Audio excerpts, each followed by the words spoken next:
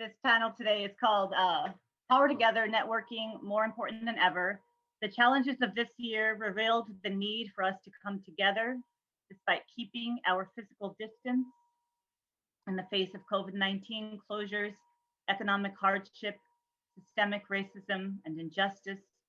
Different constellations of art workers and professionals emerge to create new systems of support, share resources, organize, and advocate. Our panelists share how they build and maintain these networks and discuss the work that lays ahead. And Bill Bragin is slated to moderate this panel, and we might be sharing the moderation with a few folks, but I wanted to give an introduction to Bill Bragin, who I'm sure many of you know, but even so, I will let you know that Bill Bragin is the founding executive artistic director of the Arts Center at New York University, Abu Dhabi, a game changer in the UAE since it began its programs in 2015 on Saadiyat Island. Under his leadership, the Art Center is a winner of the 2018 N19 Pride of Individual Award Excellence. Bragin is co-founder of the not-for-profit World Music Festival and service organization globalFEST, 2018 winner of the William Dawson Award for Programmatic Excellence and Sustained Achievement in Programming by the Association of Performing Arts Professionals. As Director of Public Programming of New York's Lincoln Center from 2008 to 2014, he oversaw the Midsummer Night's Swing and Lincoln Center Out of Doors festivals and programmed the David Rubenstein Atrium. As Director of Joe's Pub at the Public Theater from 2001 to 2007, he presented thousands of performances and commissioned the Tony Award-winning musical Passing Strange. Yes. Previous activities include serving as curator of music programs at Symphony Space, general manager of the NYNO 90 record label, and artistic director, executive producer of Central Park Summer Stage. As associate producer at George Wines Festival Productions, Inc., Bragin was the music advisor for the TED conferences and has served as a jury member, advisor, or speaker for acclaimed conferences and organizations, including WOMAX, South by Southwest, Atlantic Music Expo, National Endowment for the Arts, Performing Arts Market Seoul, and Porto Musical, among many others. As Acidophilus, he's going to get into your gut with his music as DJ, who he is DJed internationally as part of the Globe Sonic sound system. So this is a warm welcome to Bill, who's also been key in organizing this conference for everybody for the next 2 days. And he will introduce this incredible powerhouse panel for all of you. Great. Thank you so much, Viviana, for that amazingly generous introduction. And thank you, Emil, for those incredibly important words. I think that the work that you have been doing at Mellon, at Carolina Performing Arts, and throughout your career, bridging the arts and social justice issues, I think really frames this panel and the collection of panelists that we have. And so we're really grateful to you for all of that work, as well as for your support for globalFEST and for our mission. And I also should say that both of my parents are also from Jamaica, Queens. So hooray for that. So I want to, I'm going to start.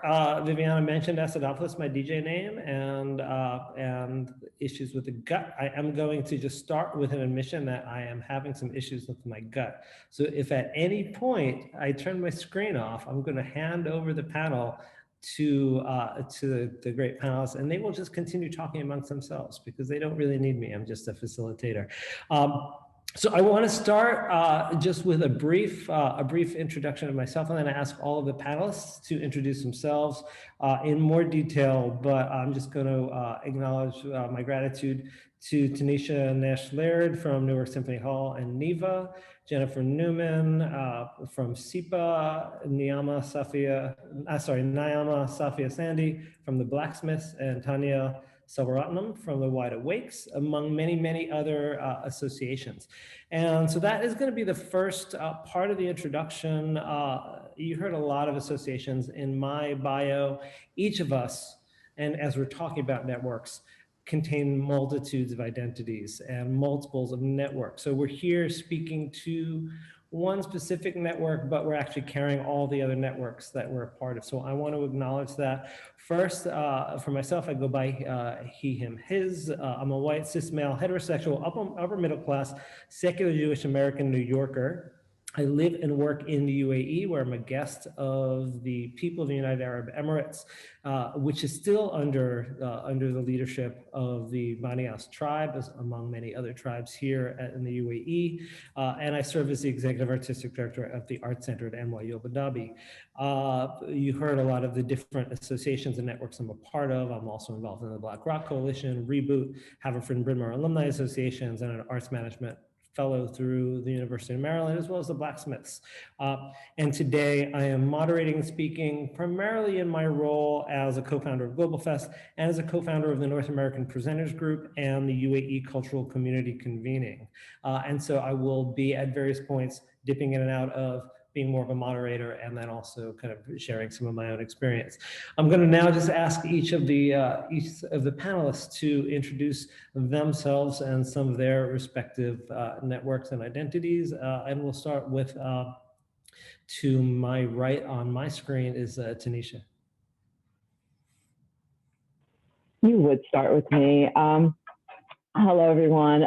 First of all, I thank everybody, starting with our facilitator, but I also thank everybody for being here because I know you all are suffering from Zoom fatigue. I know that I am. So the fact that it looks like there is well over 150 people who are here today, despite that Zoom fatigue, is I appreciate you. Again, my name is Taneshia Nash Laird. I am the president and CEO of Newark Symphony Hall, which is a historic performing arts center in Newark, New Jersey. I am also a board member of the National Independent Venue Foundation and co-chair the implementation task force for the Save Our Stages initiative of the National Independent Venue Association. So I'm actually a board member of the foundation, but I am also working with the closely aligned NIVA organization as well. My networks, oh my goodness, I am a member of the WOCA, the Women of Color in the Arts, and I see some WOCA members here as well. I'm also part of the Arts Administrators of Color. I have a number of networks that I'm a part of, and I'm looking forward to having that conversation today. I just also want to say that I'm very new to the role that I'm in at the Newark Symphony Hall and NIVA, because it is a new organization. We're also in our very infancy stages, although I would like to say that the fact that NIVA was successful with the Shuttered Venues Operators Relief Fund, which is at $15 billion, yes, shows that it might be new, but it's very influential. And I have to say, both of those organizations, including the Arts Administrators of Color, all three of those organizations have really sustained me, especially this past year. So thank you. Great, thank you so much. I'm now going to turn it over to Jennifer Newman. Thanks, Bill. So great to be here with you. Thank you so much. And it's such a pleasure to be here with everyone, 150 people on this day. It's a testament to the panel and to Bill and to Wavelengths. So really happy to be here. I'm calling in from Brooklyn, New York today. I tend to be back and forth between Brooklyn and upstate New York. I am born and raised Berkeley, California, went to undergraduate in Los Angeles. So I do claim both coasts happily. I'm here today representing CIPA, CIPA is the Creative and Independent Producers Alliance, and that is a group that came together about a year ago for advocacy and awareness around the field of creative and independent producers and that ecosystem with the life of artists and making new works. I am also the Associate Artistic Director at the new Yale Schwarzman Center, where we have yet to open. We are still in the process of building, but it will be in New Haven shortly, and soon we will be opening first with student-led programming and then eventually into public-facing programs. Thinking about the number of networks that I am involved in, I work a lot in collaboration with artists who are making work at many stages in their careers, from brand new artists to mid-career to have been in the field for a long time. That is from dance, theater, opera, and music as well. I am on the Artistic Advisory Board of A Broader Way, an organization that uses the arts to build self-empowerment for young women and girls. And also co-chair the Student Life Committee for the Yale School of Drama Board of Advisors. So amongst many affiliations and networks, I do currently meet with groups of female, women of color, Black curators of dance. I meet with various groups of artists who are currently looking at how to create self-actualization, self-realization, self-determination through their work as we are sort of facing decimation in the field in a lot of ways. So I'll let Bill pass it on to other people, but yes, multiple affiliations. Great, thank you so much, Jen. And now Tanya, I'll go clockwise. Hi, Bill. I'm so happy to be here with you and with everybody. I'm grateful to be part of this space. I'm Tanya Salvaretnam. I'm an artist, writer, producer, and I'm a wide awake. Thank you to Yvonne Forrest for my headgear. I am Sri Lankan. I'm also Tamil, like our first female vice president, Kamala Harris, which makes me very excited. Most recently, I was the content chair of Arts for Biden-Harris and also served on the Biden-Harris policy committees. I worked on Joy to the Polls, which was a series of music activations all across the country to de-escalate tensions at polling centers and make voting a celebration, both for the generals and also in the Georgia Senate runoffs. Right now, I'm working on videos to accompany the release of The Black Church. This is Our Story, This is Our Song, hosted by Henry Louis Skip Gates Jr. that will air on PBS in a couple of weeks. And getting ready for the release of my book, Assume Nothing, A Story of Intimate Violence. I am here representing the Wide Awakes, but come from many, many different artist coalitions, including with Niama. So we are all part of overlapping and very concentric circles of artist coalitions. And very happy to be here and look forward to the conversation. Great, thank you, Tanya. And now I'm going to pass it over to Niama. Hello, can you hear me okay? Yeah? Great. Great. I am Niama. Hello, everybody. It's such a pleasure to be invited. Thank you, Bill. So amazing to be on a panel with you all, Taneshia, Jennifer, and of course, Tanya. Again, I'm Niama. I am many things, as many of you on the panel are. I'll try to keep it brief. Mostly known as a curator, also a producer. I am currently an associate professor, or visiting professor at Pratt Institute, so I'm also an educator. I am a member of the Resistance Revival Chorus, so I am also a musician. There's a lot going on over here, and we'll get into that. As we have been introduced already, I have started to work along with the Black coalition of people across many industries. I think a lot of people are music people, but I really tried to make sure that we were inviting people across the spectrum of the creative fields into the fold to make sure that we were addressing as many things as we could. Yeah, where am I right now? I'm actually in Hollis, which is in Jamaica, if you are a Queens person. I'm actually born in Brooklyn, born in Kings County Hospital and all that. A real New Yorker, believe it or not. And Born and raised here. My family is of Caribbean descent, so shout out to anybody who is a first generation kid making it in the world. And that's all I will share with you for now as we get into this conversation. Great. Well, thank you for that introduction, everybody, because I think that really that speaks to the larger theme. All of us here, like all of you in the audience, are part of so many different networks, and some of these are formalized networks, some of these are networks you apply to, some that are networks you're born into, some are temporary networks, some are project-based, and they're all very fluid. And I think what we see here is we also have a lot of people who are network hubs and are connectors and are bridging a lot of their different networks together. So I want to start and just, I guess, ask you to all talk about the network that you were sort of associated with for this panel. And just talk a little bit about your motivation for getting involved, kind of what the access point was, what the decision was to say, all right, this is where I'm going to put my energy. There have been so many really urgent matters facing all of us right now, but you've decided to kind of throw in a little bit more energy with one of these. So I'm going to ask you in that same order that we went around to speak to that. And I'm going to take a moment and turn off my screen, but I'll be back. I'm listening. And so again, let's start with Taneshia. Yeah, so I guess that's the NIVA connection, right? I was asked actually by one of the founders of NIVA to get involved with the foundation.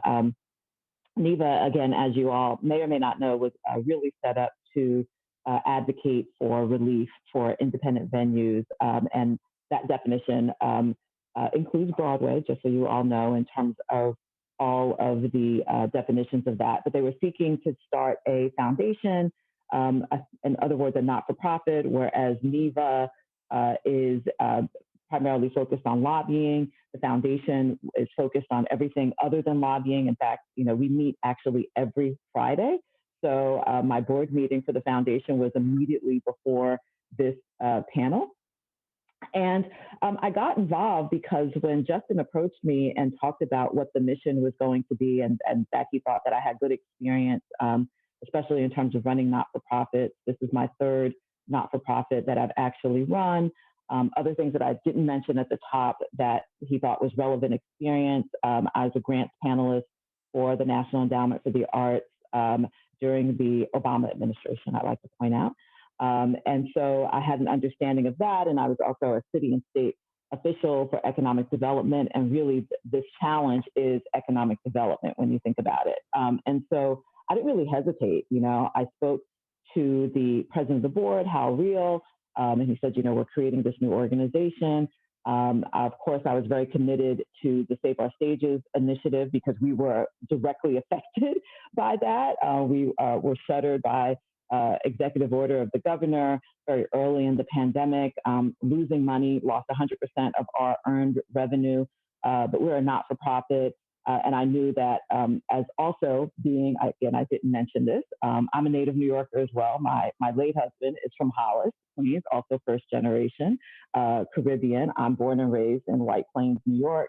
But we had started a pretty significant entertainment venue, independently owned in Harlem, called Mist Harlem.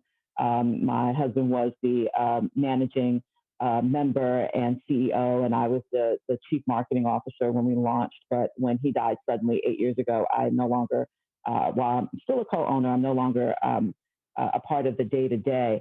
But I knew even in all of that work that I had done, both in the independent private sector and the arts and entertainment, as well as what I'm doing now as a not-for-profit leader, that it's the old adage, it's not what you know, it's who you know. And it's also the African proverb, if you want to go fast, go alone. But if you want to go far, go together. And that's basically the reason that it was very important for me to get involved with NIVA and the foundation, but also to lend the expertise that I had.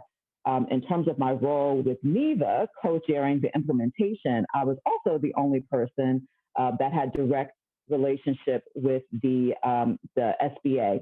In my resume, I was also the regional director of the U.S. Women's Chamber of Commerce. And so, again, during the Obama administration, I worked very closely with the then cabinet member, the administrator of the SBA. So I essentially knew how to do that. I mean, the fact that NIVA got this far without really knowing a lot of those mechanisms, it just shows the power of bringing people together. NIVA had 4,000 independent venues that became immediately part of the network. And it's through that, and it's through their lobbying effort and getting the attention of the legislators, the federal legislators, of the importance.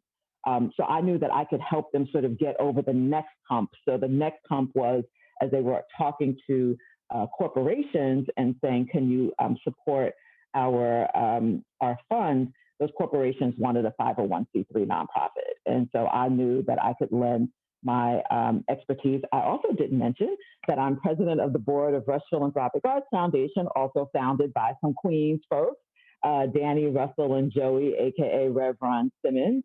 So I had a lot of experience in terms of both the governance as well as the management of not-for-profits. And that's what I thought that I could lend to NIVA for its new foundation. So thanks. I'll pass it on to next. I went next last time, so I'll go next. I'll go this time. Thank you, Taneshia, so much for leading that off. Yes, together you go far. I love that. Absolutely. I think that is 100% what had me not even have to think twice when I was asked to join in CIPA as a member. So CIPA, really was like this immediate reaction to the loss of everyone's contracts, right? At the top of pandemic a year ago, contracts are canceled, shows that were meant to happen, lost presentations, and therefore fund money for artists, money for the creative producers who had been working on projects for years, and they lost their performance date, and therefore the funding dried up overnight. So right away, this sort of need to not only bring visibility, but also advocacy for this vulnerable position. I wanted to be a part of that and figure out what were the steps that we could be taking together. How could we strengthen and become more resilient as a group of people that sort of work, I would say, somewhat in the shadows. It's a position that a lot of people might take as a creative and independent producer, but might not call themselves that, let alone do people even know that there's a thing that exists and that that position exists. So right away, it was a no-brainer for me to jump in and throw my hat into that ring. There are a number of people working in CIPA now. If you go to cipausa.org, you can see the list of members, and it's representative from people who've worked in the field for many, many years and have brought incredible pieces and artists to fruition, and to young upcoming producers who are bringing the next generation of makers to the fore. So really coming together very regularly, multiple meetings a month, to sort of talk about next steps and to build an organization from scratch. Thank you, Linda, for putting that into the chat. Hi. There are a number of CIPA members in this meeting today on one of these pages, 8 pages of faces. So starting meetings to figure out next steps, starting meetings to figure out what all the planning of organizational structures and how we wanted to work together. I joined in, the meetings had already begun and some certain steps had started to be taken, and just really starting to figure out how to prioritize, how to create a structure that was not replicating structures that already existed was very important.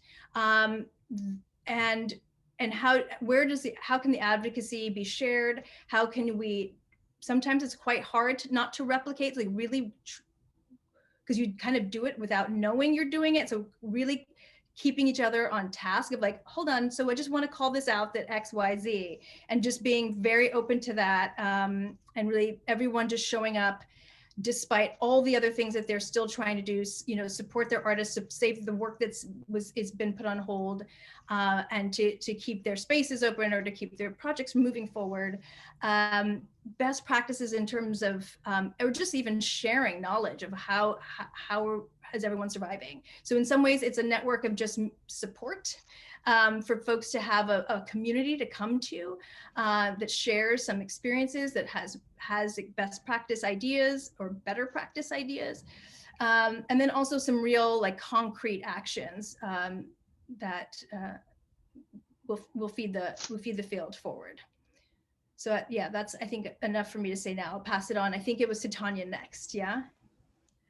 Well, what Jennifer and Taneshia were saying about providing these networks for support and for community really resonates with how the Wide Awakes came together too, because the Wide Awakes is a completely open source network that radically reimagines the future through creative collaboration. And it is a community of many, many overlapping artists and coalitions. It is loose, very loose. Niama can attest to that. And Niama, please, you can unmute yourself and jump in because you are a wide awake. I literally was like, so loose in the chat, so loose. Oh my God, not in a bad way. Well, loose in that, you know, it frees us up. The Wide Awakes announced at the Four Freedoms Congress, which was in LA back in February. And boy, does that feel like 1,000 lifetimes ago. Right? And The Office, and many of The Office are on here, produced that. And I was a producer on that as well. And then the pandemic kind of forced a reimagining of how the Wide Awakes would evolve. And it became very clear that the Wide Awakes was going to be even more important because we were moving in a very linear fashion, even when there was chaos that moved from geography to geography, but then the pandemic and the uprisings completely subverted where we were heading. And so we have enormous opportunities to kind of envision the world that we want to live in. And I think very much about Amanda Gorman's incredible call to action for all of us and for all of us artists about how there's always light if we are brave enough to see it and if we're brave enough to be it. And the Wide Awakes very much is taking up that call and figuring out ways to move forward and to build together. Since that launch in early February, there was the Wide Awakes Day on October 3rd, which was just a big celebration and parade and saying we are here and we are loud and we are working together and we are spreading love. The Wide Awakes is very much about giving love, receiving love, and spreading love. And I'm just excited for how we can continue to evolve. It was very much about supporting the election, supporting the right to vote, supporting the right to resist and to protest. And Wide Awakes was doing stuff all over the world. It has grown into branches so many places, in Brazil, in Amsterdam, Sarasota, Florida, Niama, there's so many more. I mean, it's all over. Cuba, yes. Paris, London, you know. So it just keeps spreading. And if people wonder why Wide Awakes, it was inspired by and riffs on the Wide Awakes that were around the time of Abraham Lincoln, which were also trying to radically reimagine the way that America should go. They were for the abolition of slavery. They were for women's equality. They are underknown. And so we are trying to bring some of those wide awake radical reimaginings into this 21st century, and especially crucial moving forward. And what I hope, my personal hope for the Wide Awakes, is that we now become not just a part of the kind of dismantling of systems that don't work for us and re-envisioning of how the world should go, but also that we use this artist network to really spread the word about the vaccine, because there's so much misinformation out there about how to get the vaccine, that people should get it. So just making sure that we spread that kind of information now that we've pivoted from the elections to kind of heading towards a post-COVID world. And I'll leave it at that. Niama. Boy, oh boy. There's so much to say. So I think I was invited to this conversation to talk about the Blacksmiths. So I will give you a sort of abridged version of our origin story. So it was June 8th. So this is now exactly 2 weeks after the extrajudicial killing of George Floyd. I think we were all sort of in a place where we were thinking, what can we do? And of course, as Jennifer, Taneshia, and Tanya have stated, there was so much going on in terms of supporting artists and what are the ways that we can do this. So there was this call convened by Bryce Rosenblum, who I see is also in the audience here. This is like my work husband. This is the person that I like talk to the most in my life. It's really strange, but here we are. And it was about, I think it was about 56 people on this call. Some of you are here, Alex, Tanya. I think, were you on that original call, Tanya? Yeah. So many people. And so eventually this call was actually convened around doing something for Juneteenth. And of course, it's June 8th. Juneteenth is the 19th. So this is like 11 days. So I said somewhere along the way, so you guys, today is June 8th. Sure, we can do something for Juneteenth, but that can't be the end. That has to be the beginning. There's already this energy in the air. We're already seeing what is essentially the makings of a modern Freedom Summer, a contemporary Freedom Summer. So why not, continue to build that momentum toward, supporting people toward showing up at the polls in November. And of course, the early voting was happening in many places. So just leading up to that, how do we build that momentum? How do we push all of these ideas forward? And how do we also, of course, at this moment, you're starting to have lots of organizations, institutions, et cetera, making statements of solidarity, right? So we were thinking, how do we build accountability? What are the ways that we can actually support institutions toward building what they say they want to build? How do we support them toward actually creating appropriate opportunities for artists across disciplines? And so we kept meeting and meeting and meeting. And eventually by the end of that week, we had a name, and that name is the Blacksmiths. So very much intentionally thinking about that fiery energy and the need to shape culture with that intentional striking of the hammer, right? So we did end up doing that Juneteenth event, and of course that was incredible. Like, was anybody here there? Please let me know in the chat. I feel like it was one of the best things I've ever done in my life, and I probably am going to feel that way for like the rest of my life. I feel strongly about it.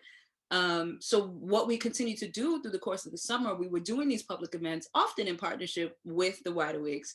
But also we were meeting behind the scenes, trying to develop what is now our racial equity toolkit, which Boo has so graciously dropped into the chat. And yeah, there you go. Thank you.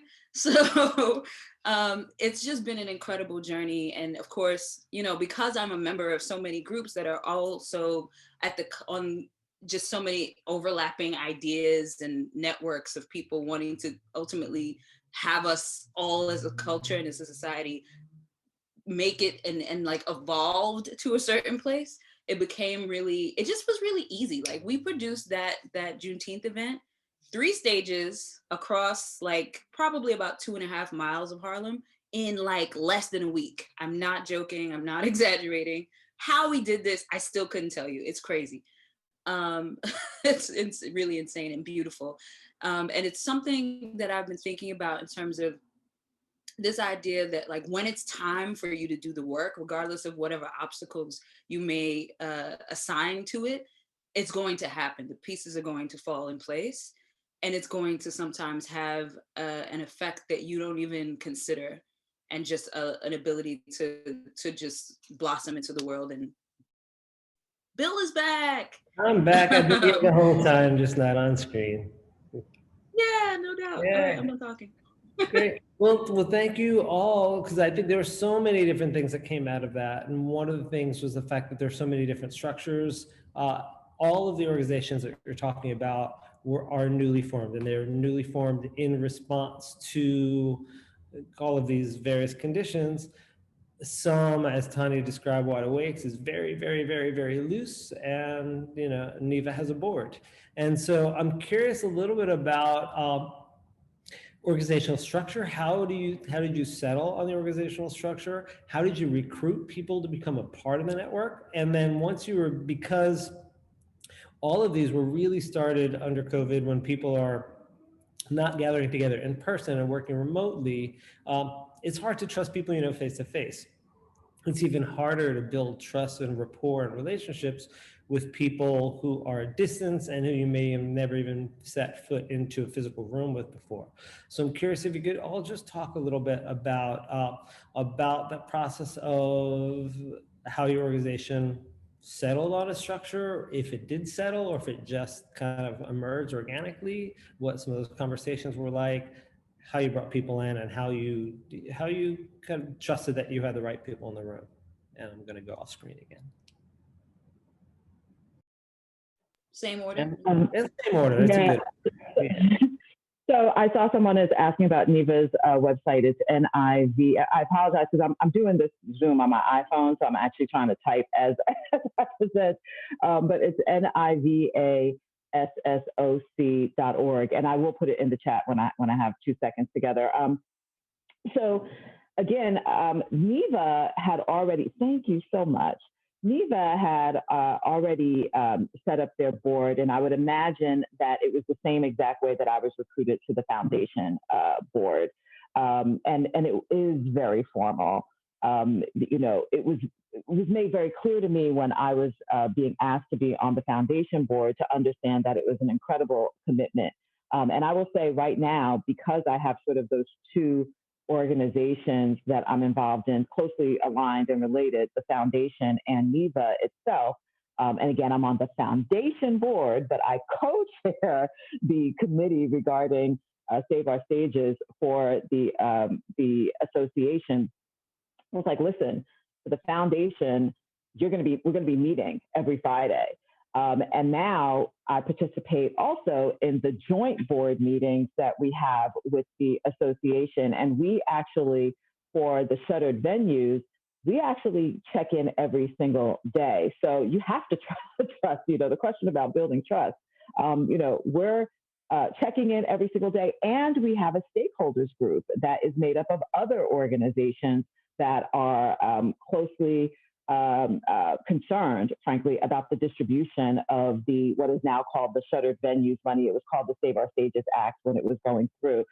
So that includes APAP, the Broadway League, et cetera. So we're meeting weekly, and you have to. I mean, we have a whole document, for instance, that we all, in terms of the stakeholder groups, so the larger groups beyond NIVA, where we're actually all putting comments in to make sure that we are taking care of our respective constituent stakeholders and speaking as one voice to the SBA. So it does require, trust within your own organization. And again, because we are collaborating with other organizations who are eligible and who will be able to take advantage of this money. But the recruitment process, I think, was one of the questions. Someone just went into my DMs on LinkedIn, but I knew him, Justin, who owns La Page en Rouge, LPR in New York City. And he said, listen, we want you to be a part of this. Are you interested? And there was a whole process of making sure that I understood the time commitment. I had to, because I'm also, again, raising money for not only our venue renovation. So if I didn't mention that, my plan is to do a $40 million renovation, also rebuilding programming at our place as well. And so I'm actually was part of the CIPA conversations as well, because I'm also an independent producer and have done independent producers and want to engage independent producers as part of the revitalization of Newark Symphony Hall. But trust, listen, we're on the phone with each other and we're all over different time zones, first things in the morning and late at night, because we have we are of one mind, and that one mind is to make sure that we survive this time period. This is really about survival. There are venues that are independently owned that may never reopen, and the longer that this funding is delayed getting out to those people, it increases that chances. But we're also doing other things during this time, is thinking about the resiliency beyond this pandemic, and also thinking about making sure that we address particularly those that are from marginalized communities, and making sure that they're able to sustain. So that includes people of color that own venues. We had a whole conversation today about folks that are in rural areas. So we have so many things, so many threads. The through line, though, is about making sure that we all are sustained. And I think beyond this, we're going to be great friends, because we continue, they say that you don't necessarily make friends in business. And I think that we definitely are going to come out of this as great friends as well. So that's my story. And I want to pass it along to Jennifer, who I think is next, correct? Yeah. Thank you. We're getting our flow. I love that. Again, always, like, the thing I'm grabbing from what you just said is the sort of idea that together, like, this building friendships and trust is so much a hopeful part of everything that we're doing. Thinking of CIPA, that basically what it is, a collection of people with the word independent in the title, right? So these are folks that have created their own styles, their own ways of working with their artists, their own ways of going out and sort of working within their own networks to get the things done, right? Get things done. And so coming together as a group to decide on a style, a way of working together, takes time and takes a lot of conversations. And there were many conversations that really were just about, like, speaking in what felt like kind of circular manners around what do we all agree on, so this, in some way, really embracing the emergent practice of what are all the things that everyone's bringing into the room, what are the concerns, and being very honest about it. It's like, who's in the room, who's not in the room. You immediately go to, like, those in your first circle, and it's like, well, then what about the ones over there and the ones you don't know, and really, being very quite aware of that, and constantly calling that out as we trying to grow the membership, trying to grow the awareness. So with a group of independent, type A people, right, that get stuff done, allowing, like, a group dynamic to take place, or like releasing sort of control, for lack of a better word, and allowing all the voices, and just sitting in that kind of feeling as if we're talking in a circle for a while, letting that happen. But then, getting to a place where determining, how do we break all the things, what are the things that we want to get down, what can we do within a year, and then how do we get it done, how do we break that into nuggets, that maybe form committees that want to take on communications, who want to take on developing a website, who want to take on membership, who want to take on organizational structures. And so that way the work is then sent out, and then how everyone joins those different things is also left to sort of a self-determinate form, and then meeting regularly and just agreeing that, knowing that everybody has a lot of other things going on, and you're here when you can be here, and just continuing to push forward. And having said that, one important thing too is having getting the recognition that the work that CIPA is doing in terms of supporting artists and the artist-led sort of voices that I think was spoken about earlier today.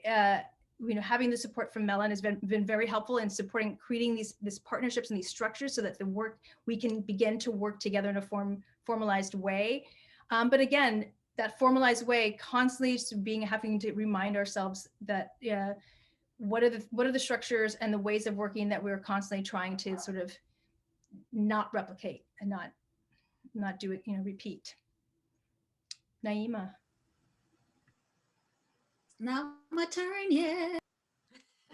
You're next on my screen. Sorry, that was my bad. Sorry, Tanya, you were like right there next to me. Okay, go, Tanya. Naima, you should jump in too. This is like a conversation, so feel free to unmute. But I think to understand kind of the wide awakes and the way it is structured, it's very important to kind of like explore the evolution to the wide awakes, which began many years ago. with the formation of Four Freedoms.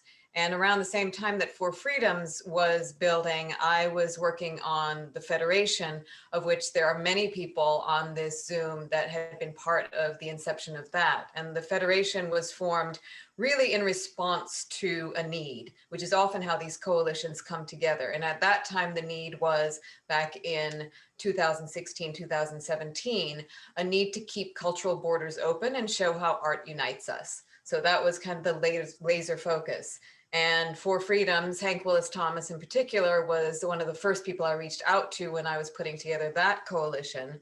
And then when Four Freedoms wanted to get its 50-state initiative off the ground to do these events, town halls, billboards, exhibitions in all 50 states plus DC and Puerto Rico for the midterm elections, Hank brought me into that. And then out of the 50-state initiative, and then the first gathering of the Four Freedoms Congress, building up to that, the Wide Awakes were conceived. Like, what's the next iteration? So I think it's very important that it kept evolving, both because it's true to our nature as artists to want to keep growing and adapting to the times, and also because the needs of the times kept changing. And what happened with the pandemic, because it was convergent with the evolution of the Wide Awakes, the pandemic really highlighted the need for community and mutual aid and camaraderie. And in the formation of the Wide Awakes, as it grew, it was very important that there be no structure, that there be no requirements, so that people could engage on their own terms, because people are dealing with so much right now, so much loss of life, so much loss of economic stability. So it was very important for us to make it feel as open and curious and generous as possible. So people really do dip in and out. And there is, and Niama, I'd love for you to speak to this, but there also is a real element of like love and respect and trust in the group. There have been some instances where that has been mildly threatened, which I don't think I should talk about too publicly here. But even though as Wide Awakes, we like to welcome everyone, not everyone is wide awake. So that is something very important to acknowledge, that there are those who, you know, might want to be a wide awake, but being a wide awake means that you are not abusive, that you are not racist, that you are not, I mean, there are so many things. And there have been some attempts at infiltration, and we, you know, but for the most part, it is a beautiful community. I don't know if I have anything to add to that, but I think, you know, just going back to some of the sort of gorgeous things that we've been able to do together in this time, it just requires so much trust. And I mean, to answer Bill's question directly, like, I don't know that I ever, okay, that's a lie, but for the most part, so that's what I was gonna say. I don't know that I ever had to think about trusting people. Like, honestly, if I had a child, like right now, Bryce would be one of his godparents, like, period, right? I have never like had a situation where it was just so implicit that we just trusted each other and like agreed. We sometimes don't even have to have a conversation about a thing that we might think. And you're like, is that what you, okay. And it's literally just like that. It becomes this thing where we act in concert together, and we're always thinking about what is it that we are actually here and gathered to do. And I think one of the things that I sort of glossed over but want to say right now, the Blacksmiths, the title is intentional. I mentioned the name, but here is the sort of statement that Tanya actually worked on, as well as Brian Tate. I don't know if Brian Tate is here, but shout out to him. We are the Blacksmiths, a coalition of artists, curators, culture producers, and organizers committed to using the arts to support direct action and civic engagement. And I'm gonna say this, I might repeat this part a few times, in service of Black liberation and equity, which is really important and intentional. And I feel like in this moment, like we've had the protests, we've had these pieces, but I think like we're gonna continue to have to keep our feet on the gas and we have not solved anything. We have not arrived at a place where any of this is solved. So I just wanted to highlight that and say that. And the beautiful thing, additionally, about the Blacksmiths is not everyone is Black, obviously. Bryce is a white man. I'm me, obviously. But there's just so much intention behind all of us who gather together to do this work. And it's just, I don't know that I've actually experienced anything quite like it. So I'm super grateful for that. Well, and Niama, I would also say that, you know, very much what I experienced kind of in the early times of the Blacksmiths and also with the Wide Awakes is very much infusing creativity and joy into this activism, which was so crucial to it because, you know. Absolutely critical. And I mean, so again, I'm going to bring up the chorus. I haven't talked about it much. So I'm a member of the Resistance Revival Chorus, for those of you who are unfamiliar. It was founded in 2017, just after the Women's March, by a few of the organizers, specifically Ginny Suss, shout out to Ginny, Paula Mendoza, Sarah Sophie Flicker, Shruti, oh God, I just forgot Shruti's last name. I'm sorry. Ganguly.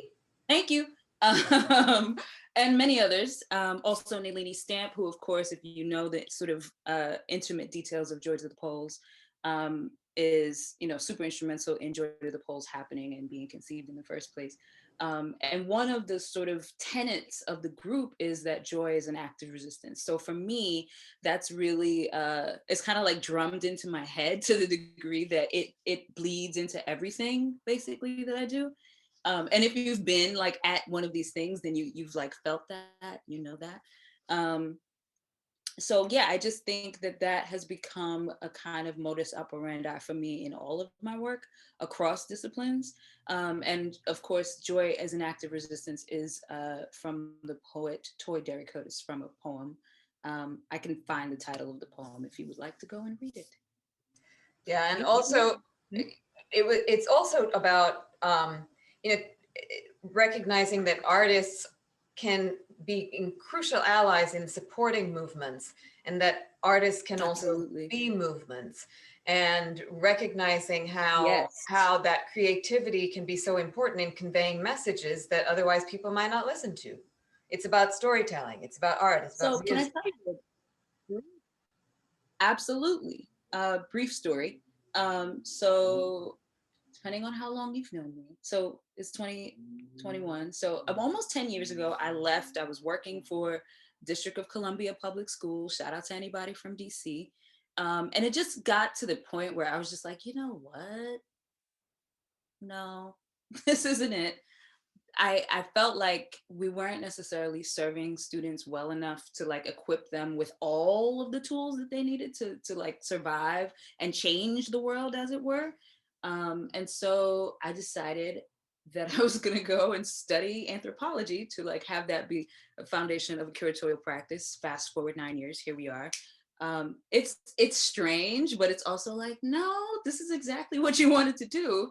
And you've like made that happen, and you've been afforded all of these connections and opportunities to like build this with other people. And it's so much for me in terms of why I made that decision. It's very much about how do we equip everyone with the tools through art to have these conversations that ultimately will change the world, hopefully, because this is not working. So, you know, how do we intentionally build that into all of the projects and the work that we take on? And that's ultimately the end of my comment.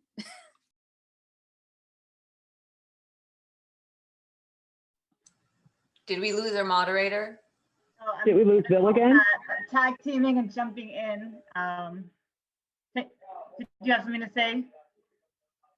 I can move on to the next question. Sorry, I'm just jumping in for Bill here. Thank you so much for those comments. And you know, I see despite the varying structures of each organization, you know, each has been responding to a need in a moment, and with that has come, you know, has been established prior, these friendships and these trusts that have been able to move things forward in the way that they have.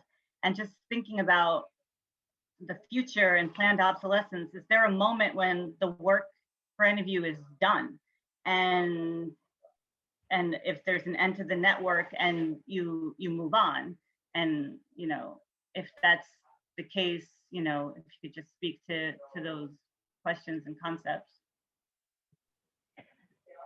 No, NIVA plans to continue. I think there is an important place for NIVA and to continue this work, especially since we are making, again, with our work of the foundation in alignment with the mission of the association. We're hoping to create resiliency and to support independent venue owners. So we actually think, and managers in the case of nonprofits, we're already looking at the future work, right? You know, we are already thinking about the ways that we can support the industry overall. How can we bring more people of color into and diverse populations, you know, into live entertainment in particular? So again, while we are responding to a particular moment in time, again, we are already thinking about the future and what we need to have in place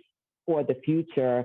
I think what this has sort of lifted up, though, was the importance of supporting, in particular, BIPOC communities in live entertainment. Again, whether you're talking about nonprofit leaders like myself, I am the sole Black woman running a performing arts center in the entire state of New Jersey, which has, I think, officially 20-something performing arts centers. So it's supporting people like me, it's supporting the people that I employ. My organization in particular is 100% people of color. We had one non-person of color who worked there. He worked there, his father had worked there, and he recently retired. But we are Black, we are Latina, and we are Asian. So we actually reflect what New Jersey is essentially becoming. New Jersey is essentially becoming primarily a state of people of color. And still, we are disadvantaged, even though we have that population advantage, if you will. And so looking at that nationally, NIVA and the foundation, we're looking at, for instance, again, right before this call, my board meeting met up right until this Zoom. We were looking at the Concert Pathways program that we're looking at doing. We are partnering, my individual venue, but also NIVA is looking at partnering with Noelle Skaggs, who created something called Diversify the Stage. She is a Black woman that fronts an alternative rock band, and noticed that when she was touring, and I knew from my kids, only from my kids, that she had this really big hit because it has like 100 and something million views on YouTube called Hand Clap. But she knew when she was touring that primarily the people behind the stage and behind the scenes were not people of color. And so she's looking at, thank you, Fritz and the Tantrums, that's right. Looking at creating a program that essentially brings more people of color into this industry so that they don't have a ceiling, so that they end up in management. You know, we have a lot of people who are ticket takers, a lot of people who run the merch table, but not many Taneshas, if you will. And so same thing in terms of business ownership. So NIVA is very clear that we are going to be continuing this work specifically around diversity and inclusion. And today we're even talking about how we are looking at NIVA members continuing and to commit to some aspect of diversity and inclusion. And so we're still working through what that will look like and what we're asking people to commit to, but that is real work. And this is not something that would need to cease because we were able to get a funding bill through Congress. And by the way, we're going to ask for another one too. So that work is going to continue. Pass it on. Yeah, got it. Thanks. I love Noelle. I remember when their first single came out. Her initiative is incredible. So glad you guys are working together. I would say that CIPA has lots of plans to continue. Again, it's a brand new organization, and there's many things to do. So starting straight away was defining sort of values and how we were going to work for values, and sort of kind of creating a sort of vision of what's the first year, how to sort of create a structure that's, how do we build slowly and support it so that it can continue. And so some of the things that would be on the sort of planning docs is obviously as how do we share resources? I think that Taneshia, what you brought up is really interesting in terms of, yes, the organization was created because of a direct response to the shutdown. However, all the needs that are being addressed now have been there. It's just that now that there's a collective sharing of the experience.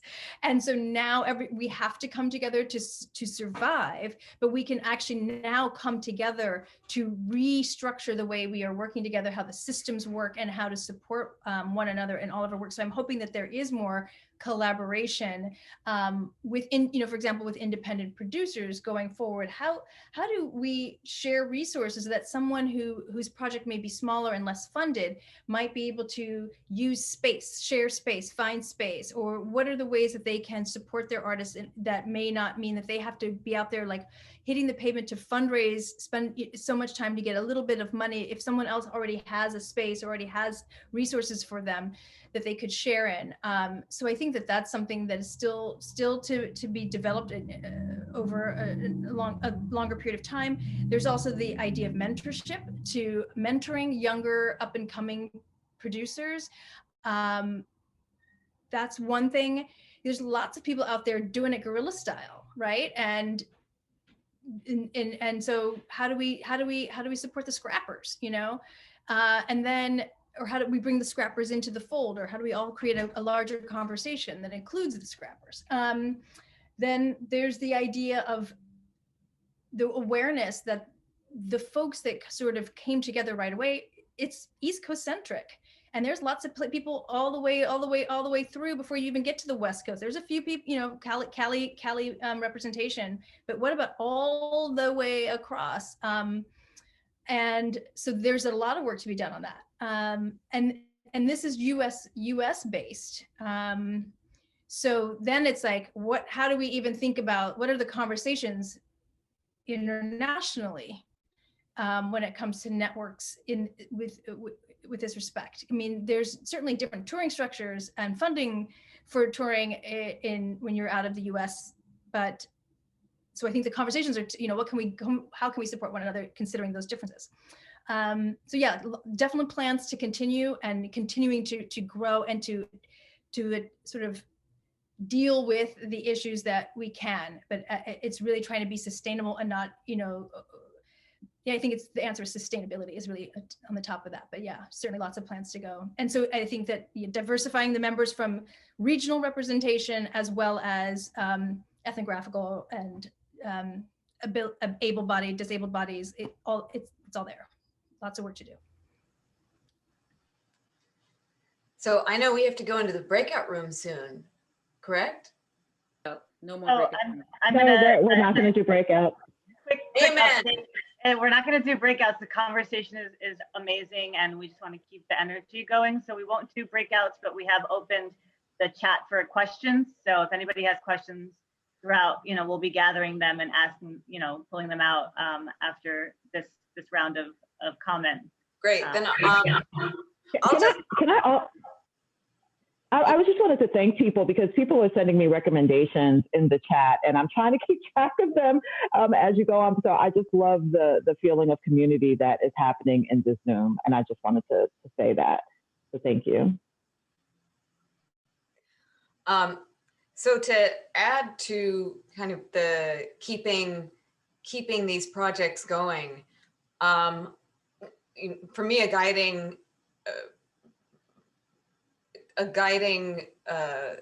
inspiration has always been the words of James Baldwin when he wrote that the precise role of the artist is to make the world a more human dwelling place. And I feel like that is something that is just top of mind every time I'm working on these artist coalitions. And building coalitions is something that I've been doing going back to the Women's Conference in China in 1995. That being said, I've also had situations where coalitions kind of fulfill their purpose and then maybe become something else. And I cited the example of kind of the evolution towards the wide awakes, which very much came out of my work with Four Freedoms and the Federation. There came a point where I simply could not do both. It's a matter of bandwidth and energy and money. And so I had to say, you know, that the Federation continues to live on as a coalition of people committed to keeping cultural borders open, but that those of us who had helped put it together were not proprietary or territorial over that, because those principles are ones that so many individual artists and organizations were already lifting up. And when Four Freedoms needed more of my time, I decided to focus on that and kind of, you know, submerge myself into that work because it was very crucial around the midterms. And then now working on the Biden-Harris campaign and bringing together artists to generate content to get out the vote, it was very important for me to be able to tap on these different coalitions that I had worked with in the past. And I also want to say that many of the groups that were in the Federation then became part of Four Freedoms. So it was this like kind of fluid overlapping and morphing that was really beautiful. As far as the future of the wide awakes, I think that it will continue to evolve. And but as far as what it has been achieved in terms of the artistic output, the collaborations that have emerged, I encourage everyone to check out the website and the Instagram to see it. But just, you know, generating beauty and justice and really uniting it with these messages around climate justice and gender justice and racial justice. It's for me a very beautiful outcome. Like I saw artists throwing down their gloves and getting political in ways that I hadn't seen in a really long time. You know, and I'm pushing 50. And I just think about people who are much older than me, who also have, you know, I think about the words of Betty Reed Soskin, the oldest living national park ranger. She's now 99, I think, and civil rights activist. And I often think of her as well, in addition to the James Baldwin quote. Betty had told me, and I was fortunate enough to make a video about her, but she said that she has witnessed many periods of tumult, and we are in one of those periods of tumult. And Betty said it's during these periods when democracy is being redefined and we all have access to the reset buttons. And I think whatever artists can do to help guide us towards those reset buttons is a very important role for us to play moving forward. Niama. Yeah, I didn't even realize I was on mute. Sorry if you heard all the typing. I want to also think about, in terms of wide awakes, one of the sort of really integral pits is the disorientation calls, which I don't know if you, I mean, I'm sure you would have had to have been on one, Tanya, once at least. See, for me, I am very sensitive to overstimuli. Like I don't have notifications on my phone. Yeah. Orientations are a little too disorienting to me. I tried one, but they are beautiful and people do enjoy them. And I just wanted to talk about that for just a moment. And I don't even always make it. I haven't been to one in probably months at this point, because they're usually at like 4 o'clock, which of course is like crunch time if you're trying to get to like the point where you stop working at a certain point through the day. But those calls are really beautiful in that they, you know, anyone can join, you know, anyone can lead them also. And it becomes this thing where you have this like moment of respite in the middle of a day where you know, look at what's happening in the world. We like need that more now than ever. And I just find them to be these really generative and restful spaces at the same time. There was a question that you posed, Viviana. Am I saying your name correctly? I want to kind of like return to the question about what the plan is. And I mean, you know, this work is, for me, as far as the Blacksmiths is concerned, about racial justice and equity within the field of the arts. And unfortunately, that's not going to be something that we arrive at anytime soon. So yeah, this is a long-term thing that we're going to be doing. In fact, we meet often, at least once a month, to do updating of our racial equity kit. So that is actually open. So if you all visit the site, Boo, do the honors if you don't mind of putting the link back in the chat. We do actually open it. It's completely open source. So if you have things that you would like to include or suggestions of what might be, for example, a good trainer that works, thank you, Boo, a good trainer that works on, doing trainings and this type of thing, we are happy to enter that information into it. So please, please, please. And of course, it's a daunting idea to think about, oh my God, like I have to reevaluate my entire approach to my work. That's not something a person is going to feel comfortable committing to and doing over the course of a year even. That's like, 10 years, 20 years possibly down the line. So we definitely are thinking about it that way. I don't know how long we will be able to like effectively do this together, but we'll figure it out, Can I just say one other thing? I'm sorry if I'm stepping on anybody, but I know I'm going to speak for me, but I think this probably everybody will think this. Just because I'm in a room without my NIVA hat on does not mean that I'm not still thinking about those things, right? So we don't go to our various networks saying, okay, right now I'm a WOCA member, right now I'm a NIVA member, right now I'm a foundation board member. I think we, because this work is so important to all of us, and it sounds like that's sort of the concentric circle, right? In the middle of it, we all want to make particular impact. That every room that I'm in, everything that I'm doing, I'm thinking about this work. Politically speaking, I also am a member of something called Win with Black Women. You might have seen the hashtag, Win with Black Women. And we meet every Sunday. I'm going to resume it again, meeting every Sunday evening. And in that, it was Black women making sure that we have a voice and power and access. It was, again, originally created for this particular election cycle. Initially, it was to make sure there was a Black woman who was part of the ticket. And then beyond that, it's making sure that Black women, again, have a voice in policy making. And just to give you an example of the type of people, the age range, the youngest person was 20 and a college student at Howard University. So if you see the Win with Black Women social media, that's who's running it. And the oldest was now the late Miss Cicely Tyson. And so you have incredible people in that. And, this work is going to continue no matter what the individual structures we are working through. We are committed to this work. And I hope, ladies, you don't mind me speaking for you all as well. This is a commitment that we've made to our work. I'm sorry, I had to do that Howard call. It's a thing. I'm sorry. Did you do the call, the Women with Black Women call? No. I said, you said okay. Howard, and it's like dogs with squirrels. That's what it's like. Like, wait, Howard? HU, everyone has to do it. It's a thing. I'm done now. Oh, HU, yes, HU, yes. Just digging into the panel, to the chat and looking at questions from the attendees. Maybe you could just speak more specifically to what someone is referring to as a trifecta of doom, which is the election, the economy, and the pandemic, and how all of those might continue, and how could they continue affecting this work and the networks, especially in areas where there haven't been specific type of networks of advocacy and building.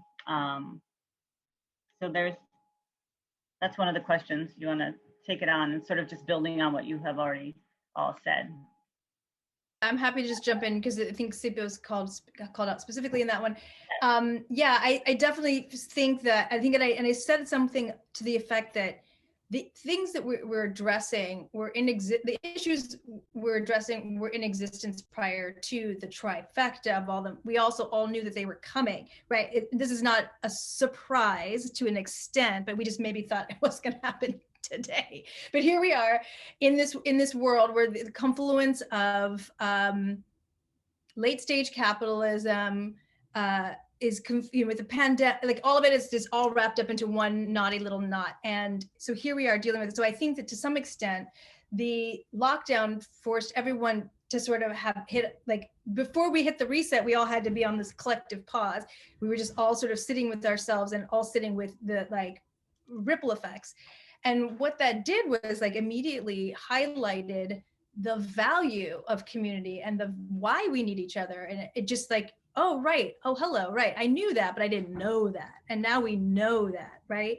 So to some extent, the silver lining is that there's like a broader, there's more awakeness to the extent. And so what I see, and this is anecdotal, is that where there may not have been advocacy, or maybe there was lip service to advocacy, and we still see this happening, the lip service now has to become action.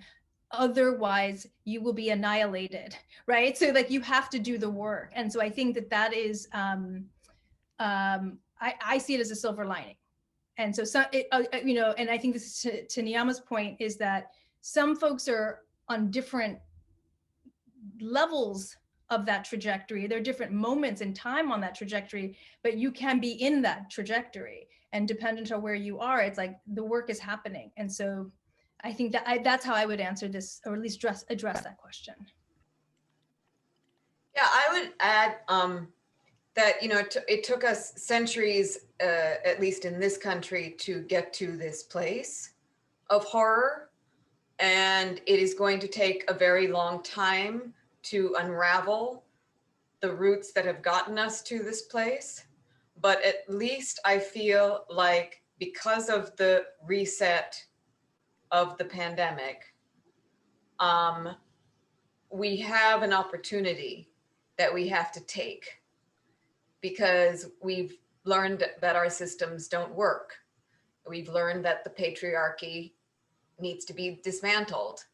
And there was a conversation with leaders from Fair Fight and the New Georgia Project day before yesterday. And one of the questions that I had was, it's widely acknowledged that Black women saved democracy.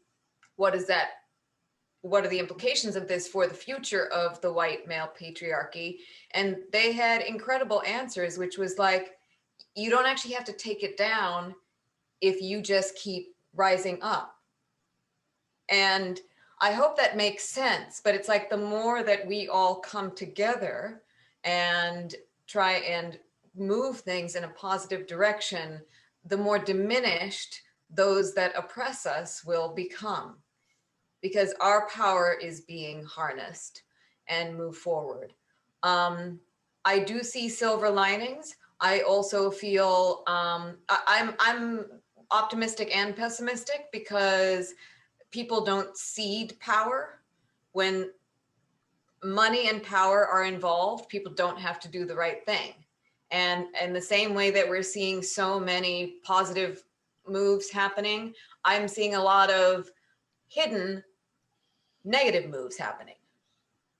And I think until there are class action lawsuits against the Silicon Six for spreading misinformation that resulted in loss of life and the death of democracy, until there is accountability, which is going to be a very hard thing to achieve at a governmental and societal level, I think we just have a lot of work to do. And we also just have to keep remembering, like, that the most important thing is to support each other, to spread love. The word of the year for me is love, because there's going to be a lot of pain to heal moving forward. I was very grateful to the inauguration committee that we finally had a national memorial for those who had lost their lives to COVID. Because I'm like, damn, it took 400,000 people dying for that to happen. And there is so much grief that we have to heal. And that's where artists can play a big part. So kind of piggybacking both off what Jennifer and Tanya just said, thinking about this like, I am tired of explaining racism to people. I am tired of getting into the weeds about all of this stuff. And to reference this Toni Morrison quote from 1975, if I may. The very serious function of racism is distraction. It keeps you from doing your work. It keeps you explaining over and over again your reason for being. Somebody says to you, you have no language, and you spend 20 years proving that you do. Somebody says your head isn't shaped properly, so you have scientists working on the fact that it is. Somebody says you have no art, so you dredge that up. Somebody says you have no kingdoms, so you dredge that up. None of this is necessary. There will always be one more thing. And I think, you know, as I said before, this is the moment that we have to keep our attention focused on what is happening, and without, you know, becoming distracted by the little like shenanigans, because that's what they are, that happen. We have to continue to think about what is it that we want our space and the world at large to look like, and how do we continue to build that? And that, I think, is my end of. Thank you, Naima. I actually think that's a great sort of question for everyone to sit with. And, you know, these conversations often are so deep because it goes back so far that we're really just getting started, and the real things that need to be discussed are just bubbling right now. Is you wanted to say something? Just one more thing. Sure. I don't remember if you were physically present for this portion of Wide Awakes Day, Tanya. So the sort of like last leg of Wide Awakes Day was like all in my brain, and I was just like, everybody stand down, I gotta do this. And so we started at Washington Square Park, and I don't know if many of you know this, but Washington Square Park, that land was initially, before it was a park, obviously, owned parcels of it. Many of them were owned by free and enslaved Black persons here in New York. So for me, as a curator, so for most of you here, I'm a producer of like music things, but I also am working through all facets of art. I mentioned in the chat that Rush Philanthropic, that Tanisha's on the board of, is definitely one of the organizations that has shaped my ability to even be here right now. The first exhibition I ever did was at the Rush space in Brooklyn. So I'm always thinking about site itself, and like, where are we? What happened in this place that we're at? And like, how does the energy of that history play out today, right now, on your body, on how you perceive the world, all of those things. And so I really wanted us to, you know, as Tanya said, the Wide Awakes in 1860 were thinking about abolition and thinking about how do we place everybody in an equitable playing field at that time. We're still fighting that fight right now. So how do we build that into this experience of Wide Awakes Day? So we actually processed down Broadway. If you are in New York, you are on most likely Lenape land, unceded Lenape land, that's important to say. And so I really wanted us to think about those original trade routes. Broadway has been a trade route like well before there's been any European presence in this country. So we made it our way down Broadway. We like shut down Broadway for like 2 miles. It's insane. I don't know how we pull these things off. It's crazy. But we shut it down. Incredible marching band that's part of the Blacksmiths experience. Really huge shout out to Russell Hall and Michaela Lerman Marino. They're incredible parts of how the Blacksmiths came together. Anyway, so we continue, and then we had the Resistance Revival Chorus meet us at the African Burial Ground, which, if you don't know, is basically Worth and Broadway. So in the 70s, they were building that federal building, and people had been saying over and over, there is a burial ground there. And of course, how, you know, Western societies construct knowledge is not based on oral history at all. So of course, if there's no proof, until you hit the bones, that's when they understood, like, oh wait, you were right, it's there.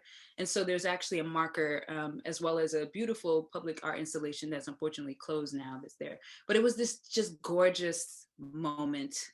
And I just wanted to think about, like, what are the ways that we're actively calling history into what we're doing and into what we are asking for our future to look like.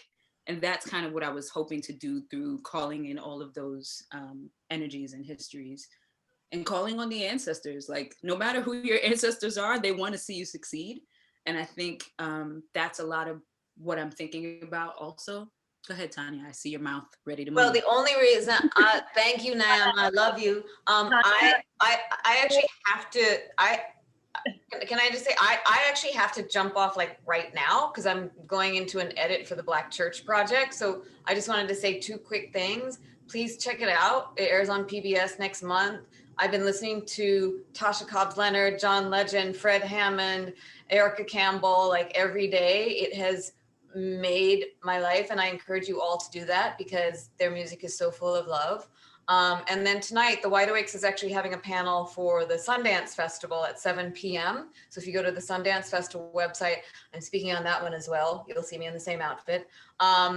But thank you so much for having me. And I'm sorry I have to jump off right now. And it was really wonderful to share the stage with the wonderful panelists. Thank you so much, Tanya.